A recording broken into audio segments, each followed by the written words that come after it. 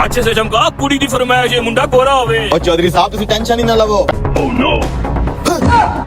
ठीक है, कहाँ से आ गया? जल्दी से साफ कर लेता हूँ। चेहरा तो थोड़ा साफ हो गया है, लेकिन ये जो कमीज पे दाग लग गए हैं इसका क्या होगा? चौधरी को पता चला तो मार डालेगा।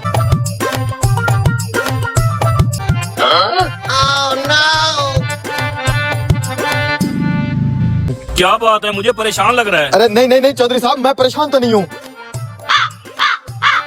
अबे ये क्या हो रहा है? ये पानी इतना काला कैसे हो गया? कमीने फिर से बदबू आ रही है, लगता है तूने एक्सपायरी क्रीम में रखी हुई है। नहीं नहीं चौधरी साहब, क्रीम एक्सपायरी नहीं है। मुझे एक बार काम फाइनल तो करने दे, अल्लाह बेहतर करेगा। तू यहाँ पे क्या कर रहा है? मैं वो सुसु करने आया था। चला, तुझे चौधरी बुला रहा है।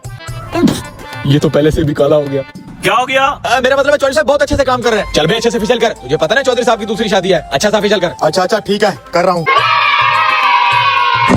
अबे यार ये मेरे